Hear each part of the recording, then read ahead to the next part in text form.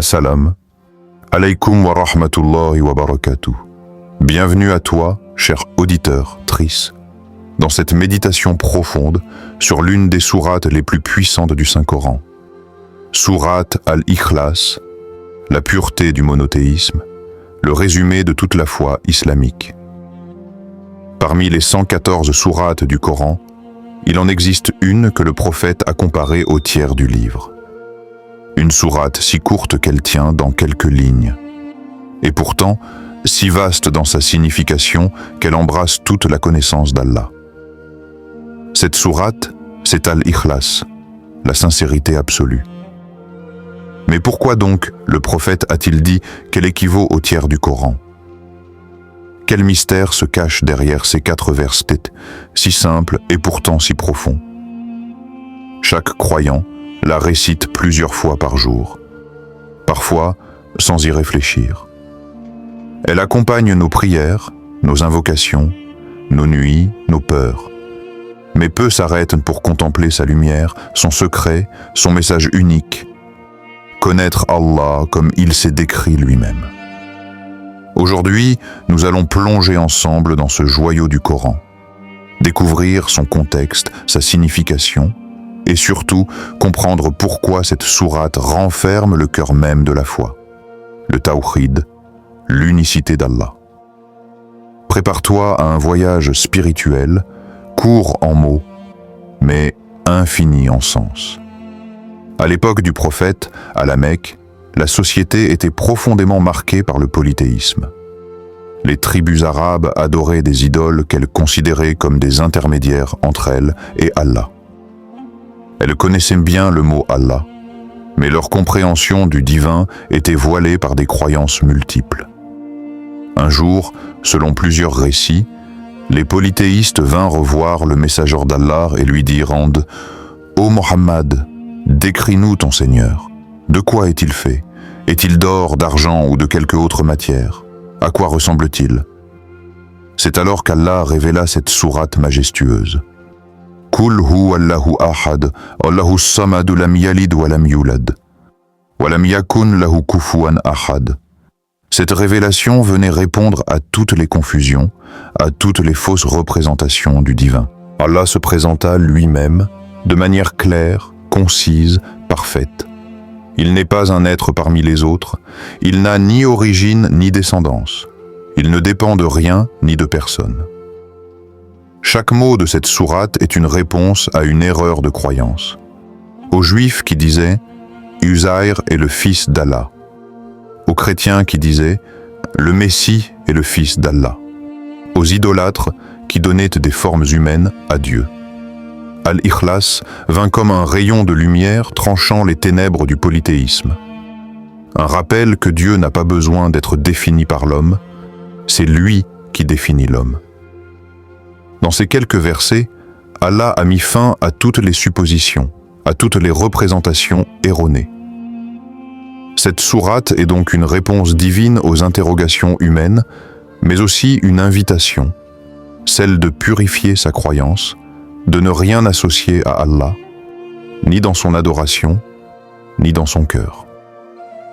Avant d'entrer dans l'analyse, prenons un instant pour écouter et contempler les paroles mêmes d'Allah. C'est dans ces versets courts, mais d'une puissance infinie, que réside l'essence du monothéisme pur. Kul hu Allahu ahad, Allahu samad. 10. Il est Allah, unique. Allah, le seul à être imploré pour ce que nous désirons. Il n'a jamais engendré et n'a pas été engendré, et nul n'est égal à lui. Ces mots, révélés dans le cœur du désert mécois, résonnent encore aujourd'hui avec une force intemporelle. Ils ne sont pas de simples phrases à réciter. Ils sont une déclaration de foi, une proclamation d'unicité, un manifeste spirituel. Chaque verset est une clé, et ensemble, ils ouvrent la porte de la compréhension du divin. Lorsque le croyant récite Al-Ikhlas, il ne fait pas qu'affirmer sa foi.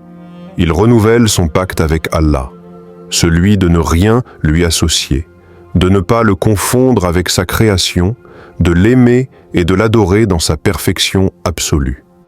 La sourate commence par le mot « Kul » 10, un ordre direct du Créateur à son prophète. Ce mot seul est une leçon. Allah nous enseigne comment parler de lui, comment le décrire, comment transmettre son message. C'est un rappel que la connaissance d'Allah ne vient pas de la raison seule, mais de la révélation. Ainsi, à travers ces 4 versets, Allah nous apprend à purifier notre foi, à rendre notre adoration sincère. Ikhlas, la sincérité absolue. C'est cette pureté de cœur qui fait de cette sourate un trésor inépuisable pour l'âme. Verset 1, Kul huwallahu ahad. 10, il est Allah unique. Le premier mot, Kul signifie 10. Ce n'est pas seulement une parole adressée au prophète, mais à chaque croyant. 10 proclame, affirme avec certitude la vérité de ton Seigneur. C'est un ordre divin de témoigner de l'unicité d'Allah. Puis vient Huwallahu Ahad, il est Allah, unique. Le nom Allah est le nom suprême, celui qui rassemble tous les attributs de perfection. Il n'est pas un nom comme les autres. Il désigne l'être nécessaire, celui qui existe par lui-même sans commencement ni fin. Le mot « ahad » signifie unique dans son essence, son être, ses attributs et ses actes. Ce n'est pas seulement un dans le sens numérique, c'est une unicité absolue, sans équivalent, sans comparaison. Aucun autre être n'est ahad. Le mot « warid » signifie un numériquement, mais ahad exprime l'unicité totale, la singularité parfaite d'Allah. Ainsi, dès le premier verset, Allah affirme « Je suis unique en ma nature, ma majesté et ma perfection. Il n'existe rien qui me ressemble. » Verset 2, Allah le seul à être imploré pour ce que nous désirons. Ce verset est un océan de sens. Le mot « as-samad » n'a pas d'équivalent exact en français. Les savants l'ont décrit comme celui vers qui toute la création se tourne pour combler ses besoins, celui qui n'a besoin de rien, mais dont toute chose dépend, celui qui est parfait, complet, immuable, qui ne mange pas, ne dort pas, ne s'épuise jamais. Ibn Abbas, radiyallahu anhu, disait « As-Samad est celui qui est parfait dans sa seigneurie, parfait dans sa puissance, parfait dans sa miséricorde. » Ce verset rappelle à l'être humain sa dépendance totale envers son Créateur. Nous avons besoin d'Allah pour chaque souffle, chaque battement de cœur, chaque instant. Mais Allah, lui, n'a besoin de rien ni de personne. C'est le sommet de la tawhid, l'unicité dans la dépendance et la souveraineté. Verset 3, il n'a jamais engendré et n'a pas été engendré. Ici, Allah réfute toutes les conceptions humaines du divin. Il n'a pas de fils, il n'a pas de père. Il n'a pas de commencement, pas de fin. Il n'a pas été créé, et il ne crée pas de la manière humaine. C'est une réponse directe aux croyances des polythéistes, mais aussi aux religions qui ont attribué à Dieu une descendance. L'islam enseigne un Dieu au-delà du temps, au-delà de la généalogie, un Dieu transcendant. Ce verset libère le croyant de toute confusion. Allah n'est pas un être parmi les êtres. Il est le créateur de l'existence elle-même. Le comprendre, c'est purifier son cœur de toute idée fausse, c'est élever sa foi au niveau de la pureté absolue. Verset 4. Walam yakun lahu kufuwan ahad. Et nul n'est égal à lui. Ce dernier verset vient sceller la sourate comme un sceau de perfection. Le mot kufuwan signifie égal, comparable, semblable. Il n'existe aucune comparaison possible entre Allah et sa création, ni dans sa forme, ni dans ses attributs, ni dans son essence. Tout ce que l'esprit humain peut imaginer, Allah en est différent. C'est le principe de Tanzih, purifier notre conception de Dieu de toute imperfection, de toute ressemblance avec la création. Ce verset est comme une clôture divine. Ne comparez pas Allah, ne le mesurez pas avec vos limites humaines. Il est unique, incomparable, absolu. Ainsi, ces 4 versets courts résument tout le tawhid islamique. Tawhid al-Rububiyya. Allah seul est Seigneur et Créateur. Tawhid al-Uluhiyya. Lui seul mérite l'adoration. Tawhid al-Asma wa Sifat. Il est unique dans ses noms et attributs.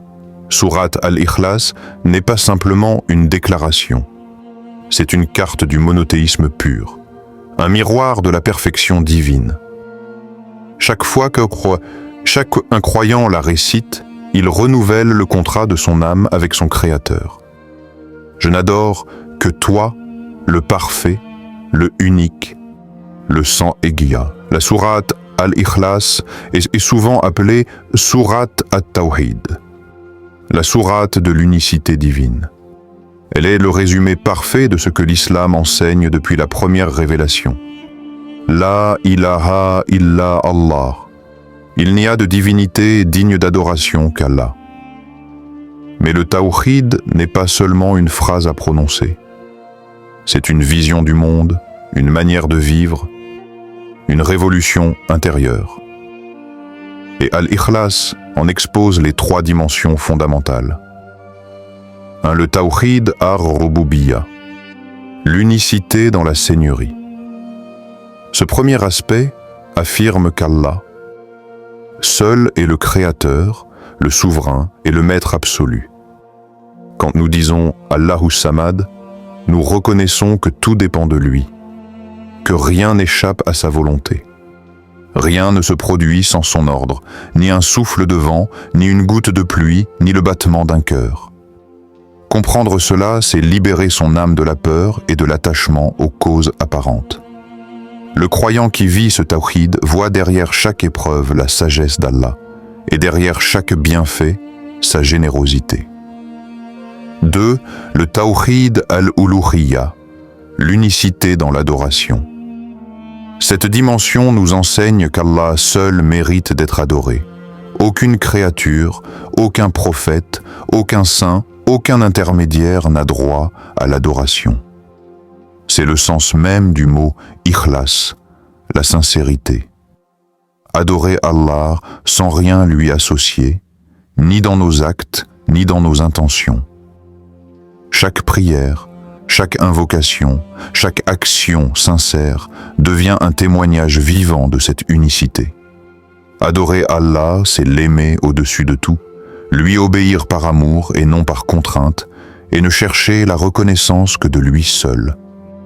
C'est pourquoi le prophète a dit « Celui qui récite Al-Ikhlas avec sincérité, Allah lui ouvrira les portes du paradis. » Car cette récitation n'est pas une répétition mécanique, mais une affirmation de foi pure.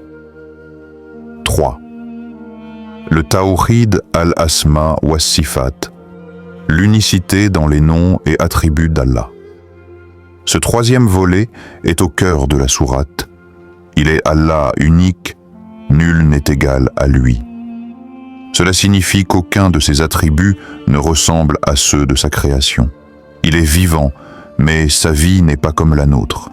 Il entend et voit, mais ni son regard ni son ouïe ne sont limités. Il est puissant, mais sa puissance n'a ni effort ni fatigue. Les croyants affirment ses attributs sans chercher à les comparer, car Allah dit « Rien ne lui ressemble, et il est celui qui entend et voit tout. » Sourate Ash-Shura, verset 11. Reconnaître cela, c'est purifier sa croyance de toute imperfection, et c'est là la véritable ikhlas, la pureté de la foi, dénuée de tout mélange entre le divin et l'humain, le tawhid, une lumière qui transforme le cœur. Quand le croyant médite sur Al-Ikhlas, il ne fait pas qu'affirmer l'unicité d'Allah, il la vit dans son cœur. Il apprend à dépendre de lui seul, à placer en lui sa confiance, à purifier ses intentions pour qu'aucun acte ne soit fait pour autre qu'Allah. C'est cette lumière du tawhid qui apaise le cœur, libère des illusions du monde et conduit à la vraie sérénité intérieure. Ainsi, Al-Ikhlas n'est pas qu'un texte à réciter. C'est une expérience spirituelle, un miroir du monothéisme pur, un rappel que toute la création s'incline devant le seul, l'absolu, l'unique. Dans toute la révélation, rares sont les sourates qui ont reçu autant d'éloges que sourate Al-Ikhlas. Le prophète ne cessait de rappeler son importance, sa puissance et les récompenses qu'elle contient. Un L équivaut au tiers du Coran. L'un des hadiths les plus connus, rapporté par Al-Bukhari et Muslim, dit « Par celui qui détient mon âme dans sa main, elle équivaut au tiers du Coran. » Les savants ont beaucoup médité cette parole. Certains ont dit « Le Coran se divise en 3 grands thèmes. 1. La croyance, 2. La loi et la morale, 3. Les récits et le rappel des nations passées. » Et Al-Ikhlas résume toute la partie de la croyance, car elle expose la réalité d'Allah, son unicité, ses attributs. Ainsi, la réciter avec compréhension et sincérité, c'est embrasser un tiers du message du Coran. 2. Elle exprime l'amour d'Allah. Un jour, un compagnon récitait toujours Al-Ikhlas à la fin de chacune de ses prières. Ses compagnons s'en étonnèrent et en parlèrent au prophète. Celui-ci lui demanda « Pourquoi fais-tu cela ?» Et l'homme répondit « Parce qu'elle décrit le tout miséricordieux, et j'aime la réciter. » Le prophète dit alors « Ton amour pour elle t'a fait entrer au paradis », rapporté par Al-Bukhari. Ce hadith révèle une vérité profonde. Ce n'est pas la longueur d'une récitation qui compte, mais l'amour sincère que l'on porte pour les paroles d'Allah. Celui qui aime Al-Ikhlas aime Allah lui-même, car elle parle uniquement de lui, sans intermédiaire ni détour. 3. Une protection et une bénédiction quotidienne. Dans une autre narration, le prophète enseigna à ses compagnons de réciter Al-Ikhlas, Al-Falak et An-Nas 3 fois le matin et 3 fois le soir. Il dit « Elle te protège de tout mal », rapporté par Abu Daoud et At-Tirmidhi. Ainsi, Al-Ikhlas devient un bouclier spirituel. Elle purifie la foi, renforce la confiance en Allah et repousse les angoisses et les peurs. Beaucoup de croyants la récitent avant de dormir, comme le faisait le prophète. Il rassemblait ses mains, y récitait Al-Ikhlas, Al-Falak et An-Nas, puis les passait sur tout son corps. C'est un acte d'amour, de protection et de remise totale entre les mains du Seigneur. 4. Un joyau de sincérité. Le mot « Ikhlas » lui-même signifie pureté, sincérité, dévouement. C'est dire que celui qui la récite sans hypocrisie, avec foi et amour, goûte à une relation directe avec Allah. Elle n'évoque aucun jugement, aucune loi, aucun récit. Elle ne parle que de Dieu, sans rien d'autre. C'est un miroir parfait de l'âme sincère, tournée vers son Créateur. Conclusion de l'étape. Les mérites d'Al-Ikhlas ne se mesurent pas seulement en récompense, mais en proximité avec Allah. Celui qui la comprend, la médite et la vit, trouve en elle une lumière qui ne s'éteint jamais. Comme l'a dit Ibn al-Qayyim, Al-Ikhlas est la sourate de la pureté absolue, celle qui purifie le cœur de tout autre que Dieu. Lorsque les savants du cœur, les maîtres de la spiritualité, méditaient la sourate Al-Ikhlas, ils disaient « C'est la sourate de la présence divine ». Car elle ne parle pas du monde, ni des hommes, ni du destin, elle ne parle que d'Allah. Et celui qui la récite avec un cœur vivant se retrouve face à son Seigneur, sans voile. Un sourate qui purifiait le cœur. Le mot « Ikhlas » signifie littéralement « purification ». Mais ici, ce n'est pas seulement la purification des actes, c'est la purification de la conscience. Elle nettoie l'âme des illusions, des attachements, de la recherche de reconnaissance. Elle apprend aux croyants à n'agir que pour Allah, à aimer pour Allah, à craindre seulement Allah. Le grand savant soufi Al-Junayd disait « L'ikhlas, c'est que tes mouvements et ton repos soient uniquement pour Allah. » Ainsi, chaque fois que tu récites cette sourate, tu entraînes ton cœur à se libérer du regard des hommes et à tourner son visage vers le Créateur unique. 2. Une porte vers la connaissance intérieure d'Allah. Dans la voie spirituelle, cette sourate est considérée comme un miroir du tawhid vécu. Le croyant y découvre non pas une idée d'Allah, mais une présence. Chaque mot devient une invitation à contempler. Qul, parle avec ton cœur, pas seulement avec ta langue. Hu Allahu Ahad, il est Allah, celui qui n'a pas d'égal, celui que ton esprit ne peut cerner. As-Samad, le refuge de ton âme, celui vers qui tout retourne. Ibn Ata'Allah as-Sakandari, un maître spirituel d'Égypte, disait « Celui qui comprend Al-Ikhlas ne voit plus que Dieu en toutes choses. » Cette compréhension n'est pas intellectuelle, elle est expérientielle. Elle transforme la vision du monde. Le croyant ne voit plus la multiplicité des causes, mais l'unité du Créateur derrière chaque événement. 3. Le secret de la paix intérieure. Beaucoup de maîtres spirituels récitaient Al-Ikhlas dans leurs moments d'angoisse, et ils disaient que cette sourate apaise l'âme. Pourquoi ? Parce qu'elle te rappelle que tu n'as qu'un seul refuge.